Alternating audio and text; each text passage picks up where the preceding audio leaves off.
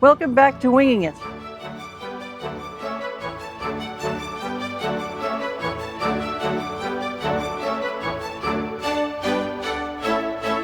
I really like La Jolla area, and we're simply going from Santa Monica to La Jolla. Hopefully a very simple flight, but there's a couple of interesting things like getting past Los Angeles' international space. We're currently under the wing of the Class Bravo, but we have to go across the area that goes down to the surface, and there's several different ways to go ahead and do that. People and pilots in this area are very familiar with it. I just wanted to share it with you guys today, especially for people not in the area. There's the mini route, which you can get traffic advisories through the Class Bravo, and then without talking to anyone, you can do the special VFR rules area, which is going through the area at 3,500 southeastbound on the Santa Monica 132 radial off the Santa Monica VOR to get through the area. And basically it takes us right over LAX, and hope you'll enjoy that today. You can, when you're going southeast, it's 3,500. You have to squawk a special squawk. You have to have a special communications frequency to talk to other pilots also using it in the area. We have the advantages. We have a plane that can do turboprop speeds. The special VFR rules area does not allow turboprop airplanes, but yet we can still go through there. So there's a lot of advantages to having this airplane. So come on with us. I love La Jolla area, and I just want to share it with you.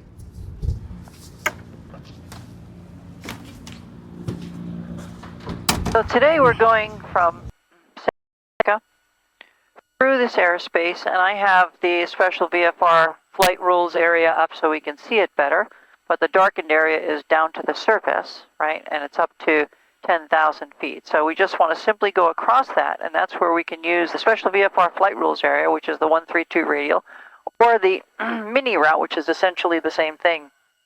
Imagine the mini route is you still have traffic advisories, still talking to the air traffic controllers, whereas you lose that if you do the special VFR flight rules area. And plus there's no speed restrictions. If you do the special VFR flight rules area, then when you get to the area over the runways at LAX, then on the other side you have to pick up another frequency. So let's put in the basic. We're going to Montgomery Gibbs Field, KMYF. So before the Mission Bay VOR, there is a nice visual Mount Soledad VP-SMS. So we're going to head to VP-SMS, and then after that I also put in an extra one. Now if we go to the runway 28 right here, that's right-hand traffic pattern, so short of that, pretty much everywhere else it's going to want to enter from this visual point, so I like to put that in as well. And of course we want to get the Santa Monica radial. We have to put the Santa Monica VOR in. We'll be doing the 132 radial off of that. Takes us to VP-LSR for the most part. So we're using a bunch of visual waypoints because it's such a busy little airspace. LSR. We have the 134 radial to the Santa Monica to VP-LSR. Technically it's the 132 radial, but that visual, since a GPS is just a point-to-point box. All right. So we're all kind of set up for what we want to do, and now we're going to talk to ATC here and tell them what our plans are. Santa Monica ground, Mooney, 782 Juliet Bravo, information November, base to the tower. 782 Juliet Bravo, Santa Monica ground, taxi to the Alpha 5 ramp area via Alpha. Okay, Alpha 5 run up area Alpha with you, but we have a request for 782 Juliet Bravo. A request.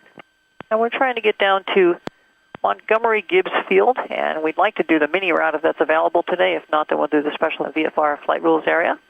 And just want to get some traffic advisories all the way down if we can. Let me check on the mini route. If not, there are no special flight or there's no advisories through special flight routes. You have to get that on the other side. Appreciate the help. 782 Juliet Bravo. 782 Juliet Bravo, unfortunately the mini route is closed, so you can expect special flight rules. Do you know what frequency we'd use to pick air traffic controllers back up on the other side? 127.2. Appreciate that. 782 Juliet Bravo. Then when we go across the area, we'll be squawking 1201. 782 Juliet Bravo, runway 21 clear for takeoff. Clear for takeoff, 782 Juliet Bravo.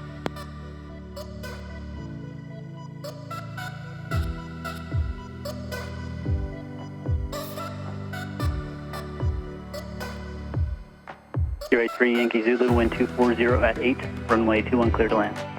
Runway 21 clear to land. 3 Yankee Zulu.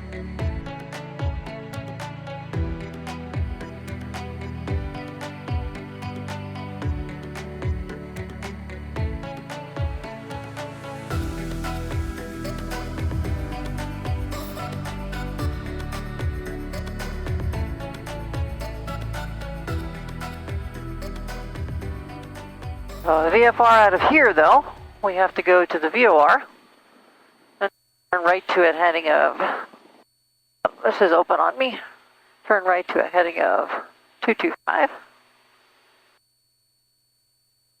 Electro 343 Echo And we have Alpha, to go Santa Monica Tower, right turn at the shore approved, runway 21 clear for takeoff. 3,500. 21 clear for takeoff, right turn up the shore approved. 3 Echo Alpha, thanks. We'll have to start coming back on our power because once we get there, we can't go over 140 knots. Altitude your discretion. This airplane has quite the ability to do that. 72 Juliet Bravo, squawk 1201, frequency change approved. Appreciate the help. 782 Juliet Bravo, 1201 in the box. Now you have to be looking for traffic the whole time because there's nobody helping us. Once we get to this area is when we have to be at the 3500. Los Angeles Special Flight Rules area. Mooney 782 Juliet Bravo. Coming from the northwest, 3,500. Make sure we don't exceed the, as far as our 140 knots. Autopilot heading out. Sure we get through here correctly. It's going to want to go fast, so we're going to slow it down even more. I like to stage at the right side a little bit, but let's make sure you're looking for traffic the whole time. Now we should be going right over LAX, which we are. On the other side, again, we're under the shelf, which starts at 5,000 on the other side. 2,500 and then up to 5,000. And the Special Flight Rules area, Mooney 782 Juliet Bravo is over the southern runways at LAX, exiting the Special Flight Rules area. Okay, now let's do this. Navigation. Goes directly to VPLSR. SoCal 782 Juliet Bravo. Or 782 Juliet Golf, SoCal. 782 Juliet Bravo. We just exited the south end of the VFR corridor, and we're at 3,500. We'd like to get some traffic advisories down to Montgomery Gibbs Field. Number 782 Juliet Bravo, squawk 0216. 0216, 782 Juliet Bravo. We still have to maintain underneath the shelf here. This whole area is down to 5,000 up to 10,000, so we have to stay down below. So we're at 3,500. We'll stay there for right now, and then as soon as we get out of that area, then we can go up to 7,500, and then we'll be out of the Class Bravo entirely. VFR climb to 4,500 is approved for now. 4,500, 782 Juliet Bravo. Appreciate it. 42 Juliet Bravo traffic, 2 expression 10 o'clock, moving to 9 o'clock. 3 miles, turning southbound to Learjet out of 2,000 for 3. Roger, 782 Juliet Bravo insight. Just a nice lazy little trip. We're not even using most of the engine right now. Still have it. We're not even much using the turbo. Now this is the Queen Mary right below us here, which is that. And referencing the Class Bravo, 782 Juliet Bravo is going to take it up to 7,500. 2 Juliet Bravo, roger. Stay at 6,000 for now. There's going to be 7-3 pass overhead at 7. Roger, looking for the little guy, 782 Juliet Bravo. Stay at 6. 4.0. Then we have to go through Miramar's airspace and really close to San Diego International, so it's a complex little tiny trip. We're actually going to go Lena Peak today, and I like 040. okay, my mechanic and I Rear track 253, turn right 330. 60 Lena Peak is probably the best. Thank you. Again, just a point that if you're too rich, you get carbon buildups on the plugs, and if you're too lean on a regular basis, you get lead bromide on the plugs. Now we're only burning 16.8 gallons an hour, which is really nice. One of you commented on how it's not very Mooney-like to go rich at peak, and I think most Mooney pilots want to go faster, knowing that we can. 781 Charlie Bravo, big shield approach. And so I don't mind burning a few extra gallons to really go faster. I know people that have taken the step off the airplane, taken the Most people take the tie hooks down off the airplane just to pick up a knot or two. But yeah, there are times where I do go lean of peak, especially at altitude. If I'm in the flight levels, I'll go lean of peak. We're already doing, 225 knots, 222 knots lean of peak up there. There's reason to push it for another 10 knots up there. Let me know in the comments how many of you actually go lean of peak and how many will go rich of peak. Yeah, we're with you on that frequency. And the reasoning for it. I'd like to have that conversation. As we know, that opens up a can of worms. I think they're both equally fine. Those of you know that have the turbine inlet temperatures that have turbochargers, when you go rich of peak, your cylinder head temperatures are definitely a little hotter, and your turbine inlet temperatures are actually a little bit lower usually. And then when you're lean of peak, your cylinder head temperatures are significantly lower, and your turbine inlet temperatures are often a bit higher. When I'm flying in the flight levels, I keep more of an eye on my turbine inlet temperatures, and when I'm flying down here, rich of peak, I keep my eye more on the cylinder head temperatures. In a future video, I want to talk more about power curves and how we can do a steep approach, a steep landing. I call it angle of attack practice. You can always go by the book numbers, but in order to get feel, I want to practice the angle of attack and the feel of my airplane as we're flying. I'll slow it up with no power until you feel it to start to sink. That's the, you're at the minimum sink rate at that point. And that's the lowest point on the power curve. And ideally, if you can come out with, if you can land with that, that would be your shortest landing. But as you're coming in on a steeper approach, you're going to need a little extra because of the effective weight, and how much you pull back will determine how much effective weight you have, because you could get into an accelerated stall over the runway. So you want to have a little bit extra airspeed, but you can feel that, and you'll play with it all the way down. It'll give you so much more feel for your airplane. And knowing that you only have a little over a foot of clearance in the back of the airplane from the tail hook to the ground, and from the propeller to the ground, about a foot of clearance as well, that pitch angle as you're landing is so important. But it's very difficult practice, but it'll make you, if you're really good and you want to get better at the extremes of the envelope, and obviously when you're doing this you have to play with the rudder, and especially if you have to add power. Take a look at my other videos where I do the practice over the runway, and you're able to, add full power from glide power and without much changes in the attitude of the airplane until you have that kind of control and expectations of what happens with power and configuration changes. Hopefully in a future video I will be able to show you what I'm talking about. I call it angle of attack practice. I only did it with the really best students and flight instructors when I was teaching them at the time. The important thing there is you can feel your airplane when you're about to drop, and you can feel the amount of G's that you're self-imposing by how much change in pitch that you do at certain airspeeds. So you can feel that, but all you feel is the load factor. You don't feel the load on the airplane. So if your plane, this is just examples, but if your plane is 2,500 and you pull 2 G's, you feel the 2 G's, and if your plane comes in at, at 4,000 pounds and you pull that same 2 G's, you feel the exact same thing. You don't feel when the plane is going to give up. You can only feel what you're feeling in the seat of your pants. If the plane is lightly loaded, then, again, just as an example, not that this plane could be at 2,000, but if you're at 2,000, the plane feels 4,000. If you're at 4,000, the plane feels 8,000. So you can only feel the amount of G's that you're self-imposing, if I may. You need to know the difference between load factor and load. And you can, as a pilot, you can only feel load factor. You can't feel the load on the actual airplane. Military aircraft, the load factor of the airplane changes with weight, and which makes sense if you're talking about the amount of load that you can impart on the wings without doing any kind of structural damage. And these airplanes, it's certified for a positive 3.8 G, 3.8 Gs. 1795. But depending upon how the plane is loaded, the plane feels a whole bunch higher load on the airplane for that same load factor. Why, when the plane is much lighter, do we have still the same, the 3.8 Gs? The VA is different because obviously it's based on stall speed, But when you're stalling at the same amount of G's, the 3.8 positive G's, the plane feels a completely different load at different weights. So our VA changes based on stall speed to maintain the same load factor or max approved load factor, whereas military airplanes load factors can actually change based on weight. So just comment down below if you know anything about that and what your opinion is as to why that is. So again, our VA is based on maintaining the same approved load factor on the airplane.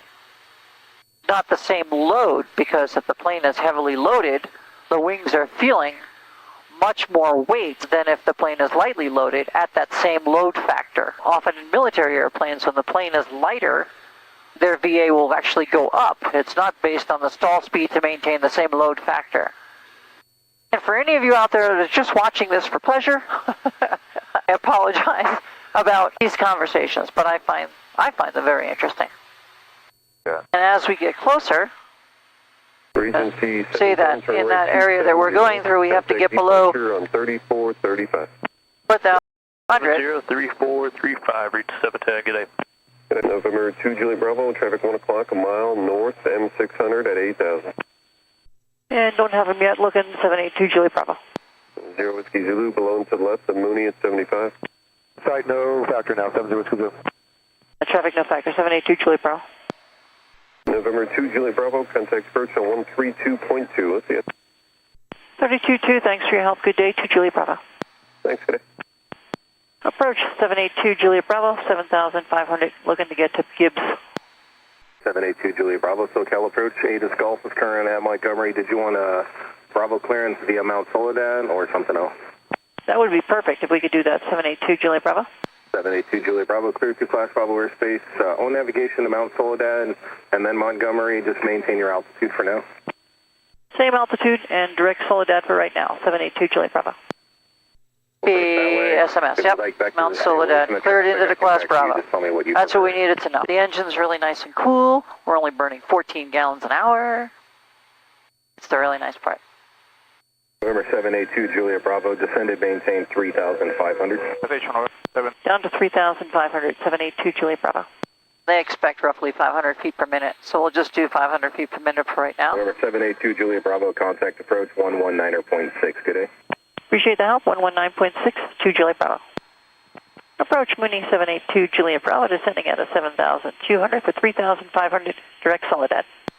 Mooney 782 Julie Bravo, SoCal approach, descend and maintain at or below 2,500. At or below 2,500, 782 Juliet Bravo. All right. If you could go straight and just go up and down, this whole trip would take about 22 minutes. Since we have to go through all these different airspaces, and you can't really see much today. That's the other thing. We're over a cloud deck. I just love the La Jolla area so much. I love being there. Even though it's a tiny little trip, it's worth it. Pattern altitude is roughly 1,400 feet. This will take us right down and right into the, almost into the pattern altitude. Not sure which tower we're going to be contacting. I think the south tower is 119.2, so we'll put that in just in case. There's also a north tower too. I like to take it back to the rich side. Which low power settings, I think that'll be fine. Anybody watching, I know we've had, thank you so much for pointing it out, but we had the EGT probe on one change, and you can see that that's working now, so thanks for pointing that out. 2 Julie Bravo, contact Montgomery Tower, good day. North Tower 782 Juliet Bravo, great day. Montgomery Tower, Mooney 782 Juliet Bravo, descending out of 3,800. We have information Golf and coming up on Soledad. Mooney 782 Juliet Bravo, Montgomery Tower, fly southwest to Mount Soledad, enter left downwind, runway 28 left. Southwest of Soledad and left downwind for runway 28 left, 782 Juliet Bravo. 2 Juliet Bravo, start to reduce speed, you're going to follow a Cherokee in the left crosswind. All right, we're reducing it, 782 Juliet Bravo. We're going to have to put the speed brakes out here. The only way we're going to slow it down. 22 Juliet Bravo, extend downwind, you're following a Cherokee over the stadium, report to site. Okay, extend downwind, looking for the Cherokee, 782 Juliet Bravo. I don't see a Cherokee yet. 22 Juliet Bravo, the Cherokee's on left base. I got him in sight, 782 Juliet Bravo. 72 Juliet Bravo, thank you. Number 3, follow that Cherokee on left base, turning final, runway 28 left, clear to land. Follow the Cherokee and clear to land, 28 left, 782 Juliet Bravo. I don't want to use so much gas here, so I'm going to put the gear back up. Looks like the Cherokee's just off the left wing now for 782 Juliet Bravo. Is that check with you? 72 Juliet Bravo, affirmative. Go ahead, 90 Kilo, turn left to Delta, contact ground, good day. Thanks for your help, 90 Kilo.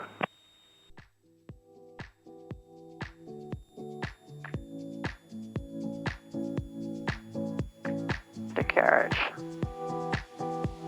Extra prop. Second notch of flaps.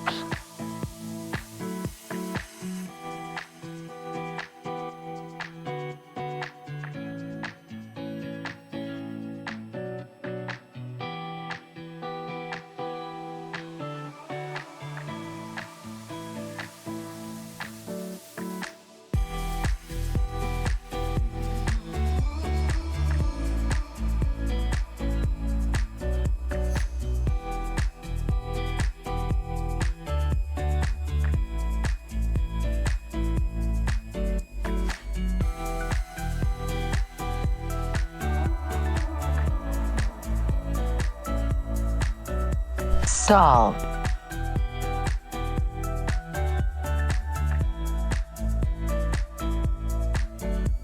Stall. Stall.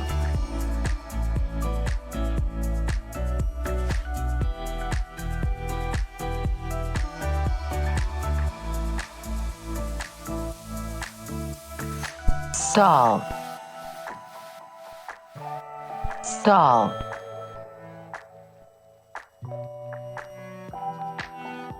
Stall. Stall. Stall. Stall. Stall. Stall.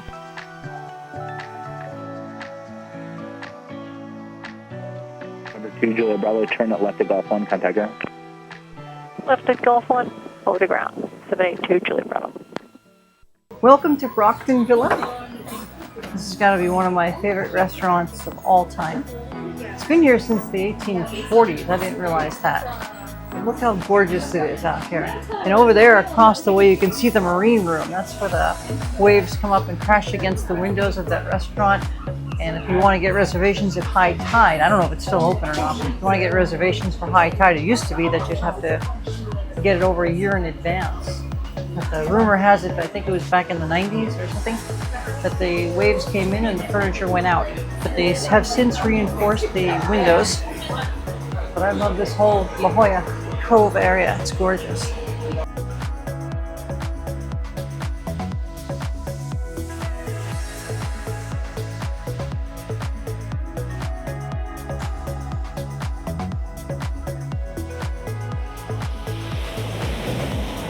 That looks so fragile, like if I hop on it, it'll break. Cassidy Arch, without the height to get there. This is beautiful, and the wind is so warm right now. There's a really warm wind. It's really nice, really gorgeous. Welcome to La Jolla. Oh, see the dog? Oh, adorable.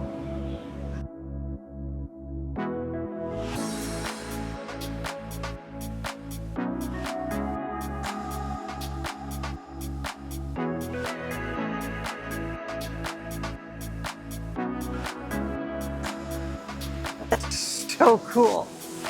That is so cool. Did you see this? Watch the way it puddles the water.